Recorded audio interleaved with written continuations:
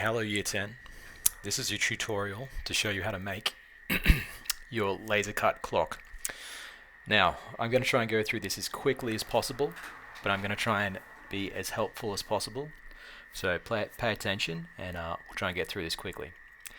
Now there's two parts to this tutorial, two videos. In this video, I'm going to show you how to make the 3 layers of your clock.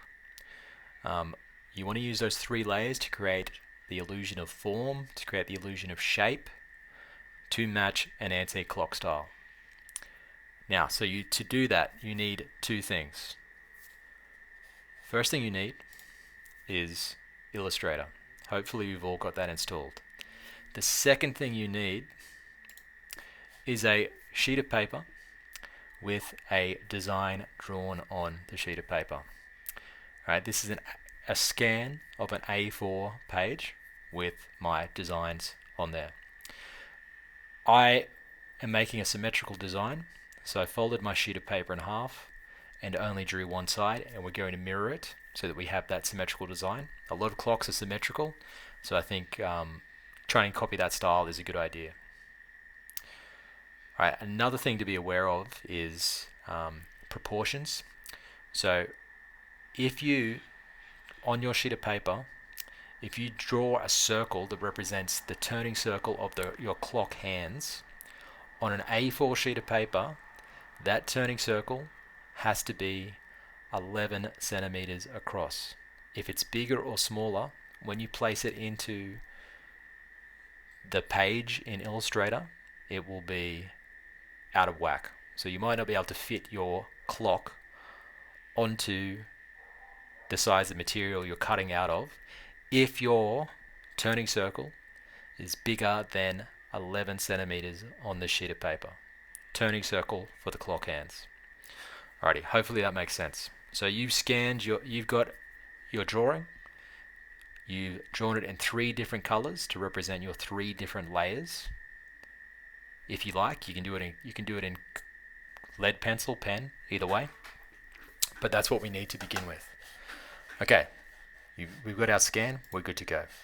Now we come to Illustrator. Illustrator, we're going to make a new file. We want to set up these settings in Illustrator. 420 width by 600 height. 420 by 600 height, and it's very, very important that you change the units of measurement to millimeters. If you do not use millimeters for your unit of measurement, you cannot convert the file and use it with the laser cutter. Alright, the laser cutter works with millimeters. Very important that it says millimeters. Alrighty, so there we go. Create. Here is our sheet of paper. Or not, our sheet of material to use in the laser cutter. Alrighty, awesome, fantastic. We need to put our scanned picture in there. We go File, Place, File, Place. Find our picture and put it on our page. You can hold Shift and drag your design. Okay? Put your cursor in the corner, hold Shift to drag it. You can even manipulate the size and stuff, I suppose, because we'll talk about that later, but we've got to make it bigger or smaller that way. Alrighty, now we placed our picture in. I'm working with this workspace. It is set up so that my tools are on this side, my layers and things are over here. Your Illustrator layout might look different. To get exactly my layout, to see all my tools in the same space as your tools, Window, Workspace, Reset Classic, or Classic Essentials. Alright, so Adobe has made different workspaces for different workflows with different tools available.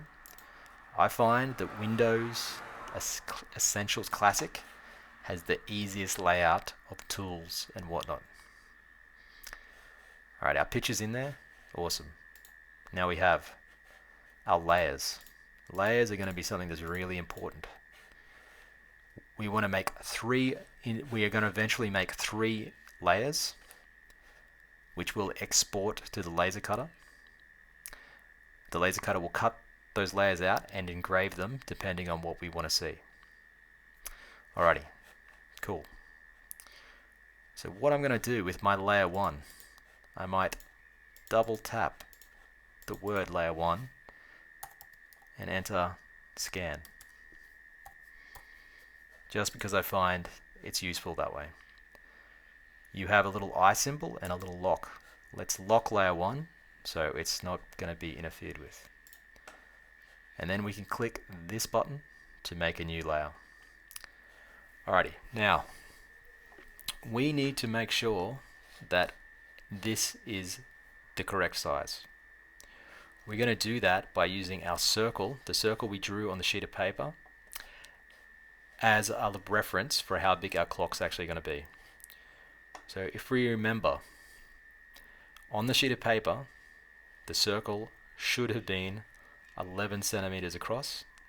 In reality, okay, the turning circle for the clock hands that we have is about 220 millimeters or 22 centimeters across. Alrighty, so it's twice as big. So what we're going to do is find this tool.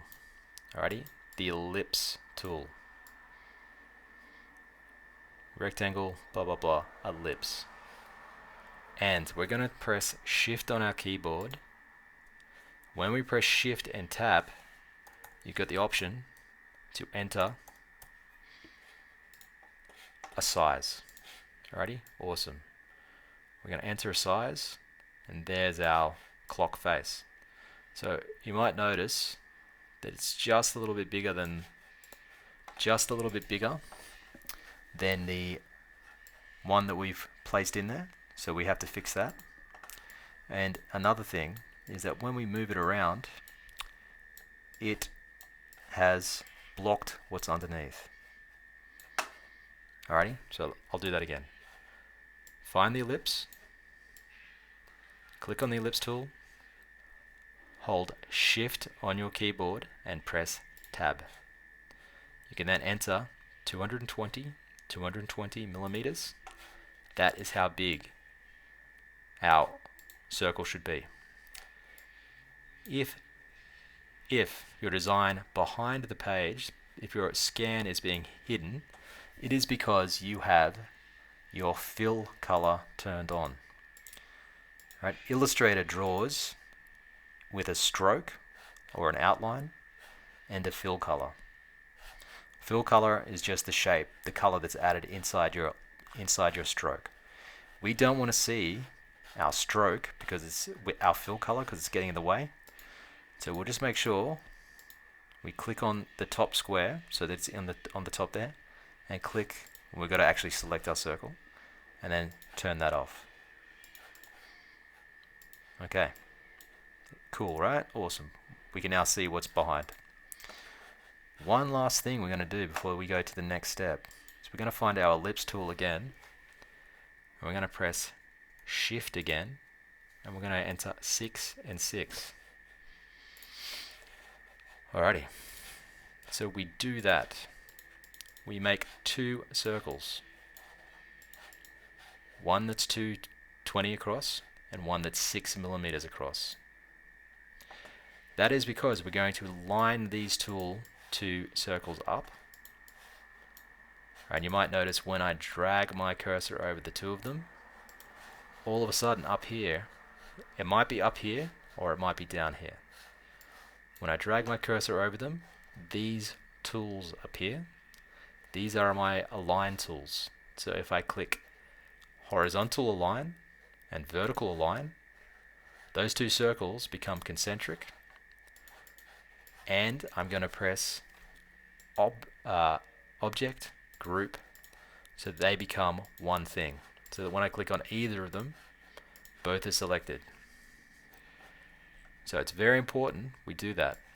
And the reason is this will be the turning circle of our clock hands, the maximum turning circle, and this little hole in the center will be the hole that is cut through our sheets of paper, our sheets of MDF, for the mechanism of the clock to be pushed through. So we need to actually cut a hole in our sheets.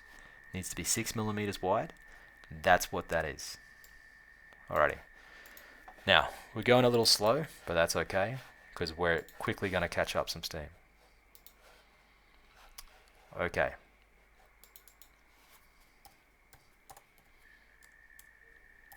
Let's rename our layer Circle and Scan.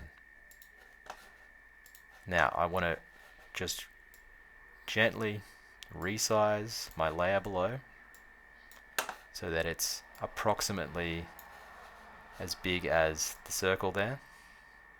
If it's off slightly, doesn't really matter. Alrighty, there we go. So we've set up our circle on our scan to be roughly the size of the actual circle that our hands will turn when we make a clock. Next trick is to actually start to make our layers of MDF in our layer palette. Create a new layer. We can call it bottom. And this is going to be the very bottom layer of our scans. Alright, this will be much quicker, I think. Now we just need to trace our lines. Alrighty, we need to trace one side of our clock. We have a tool here called a pen tool, the pen tool. Making sure that our fill color is turned off again. We're going to get the pen tool. Click, click, click, click. Do not click and drag. That does not work. Alrighty, get the pen tool, tap, move and tap, move and tap, move and tap. Alright, so you might notice it's jagged. It does not look smooth. You might like jagged lines if you're doing an Art Deco clock, but if you're doing a Art Nouveau clock, a William Morris clock, if you're doing one of those clocks with those organic shapes, you definitely do not want jagged lines. You want nice, smooth lines. Alright, and here is the trick to fix that. Alright, I use my pen. I traced one side. I now deselect everything. To deselect everything, I like to click outside, then click the little black arrow. I want to go Control A. That will select the line. I want to smooth this out and make it look organic. Object, Path, Simplify. Move this all the way to the end. Right, and let's go Control Z to see the difference. So that's what it looked like before. Control A to select. Object, Path, Simplify. Move this to the end. Okay, kind of smooth. Let's try it one last time. Object, Path, Simplify. Smooth our design. Alrighty, I think that looks good. So your clock might need a few different smoothings. Depends on how you drew it. If you think it looks nice and smooth, you're good. Righto, we need to now get our layer and make a full layer of our clock. I'm going to select that line. Object, Transform, Reflect, and click Create a Copy. So what I've got is my second side of the clock. So I'll do that again real quick. Click on the line, Object, Transform, Reflect. You don't want to reflect horizontally because it's going to be upside down. Reflect vertically. You want the angle to be 90, and you want to click Copy.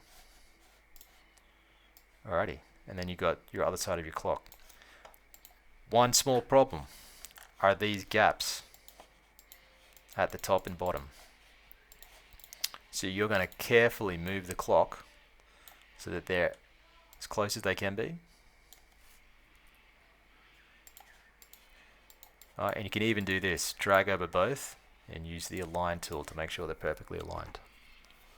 Alrighty, now if you get the white arrow and if you select the two endpoints and on your keyboard go Command J, you will connect the open ends.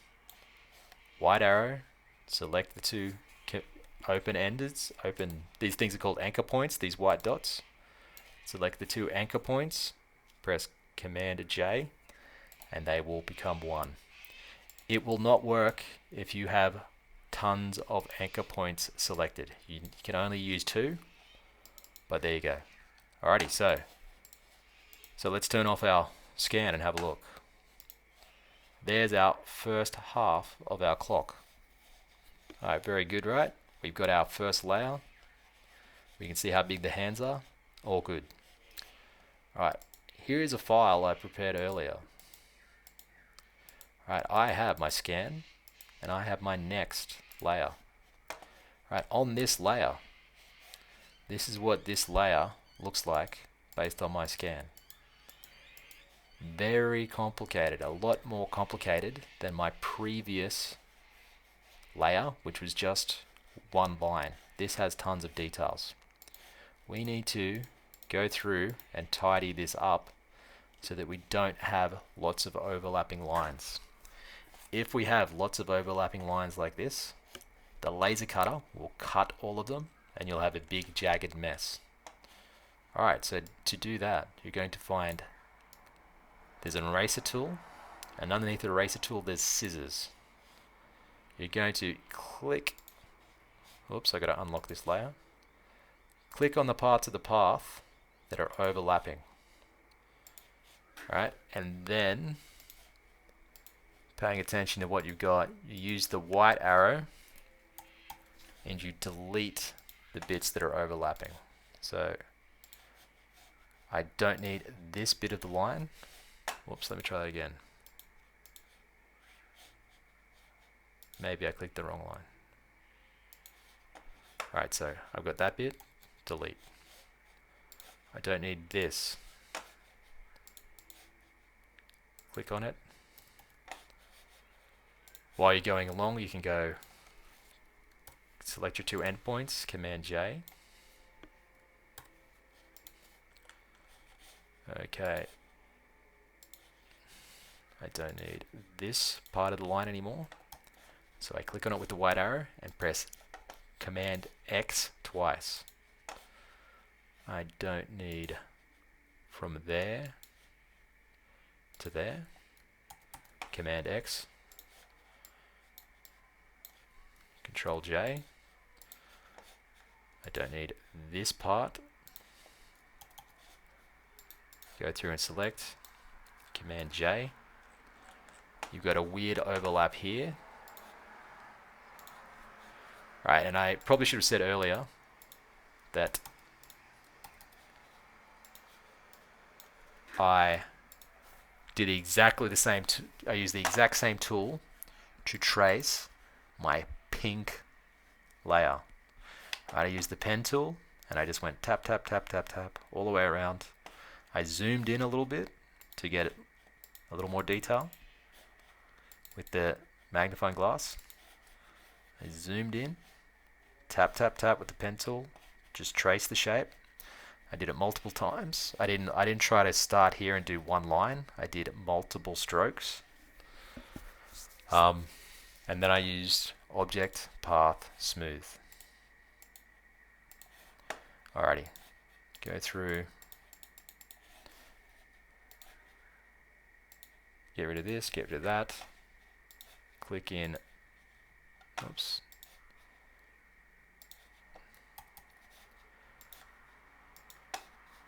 okay, click here to delete.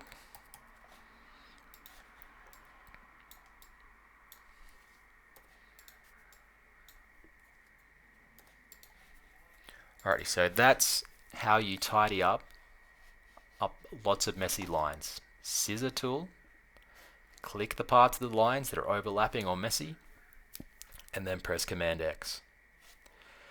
Alrighty, now, after a while, you will have 3 layers that are good to go. Okay, let's have a look. So on this file that I prepared earlier, this is what I've started with. I'll delete that because that was just for an example. So I have my scan. That's at the bottom. On the very top there is the circle, and that the circle shows me how big my my clock needs to be. Okay, my next scan was bottom. That's what the bottom layer will look like. On top of that layer, I will have one part of my flower pattern that I drew on my scan. And then on top of that, I've sort of done a cheeky thing where I've copied the majority of it, but added little flower petals on top, because I want that to be 2 layers high. I want the leaves and the vines and things to be above the petals. Alright, so that's what my top layer looks like. Actually, that should be middle, shouldn't it? Middle.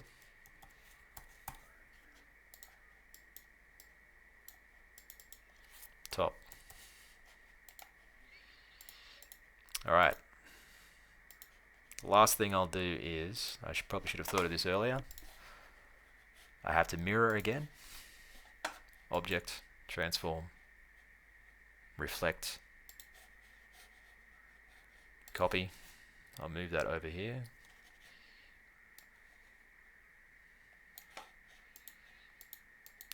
Now I have my top layer, object, transform, reflect, make sure it says copy, drag it over,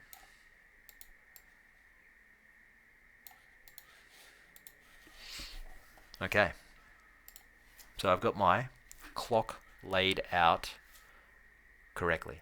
I've got my layers set up, beautiful, nice, clean 3 layers. I can send these 3 layers.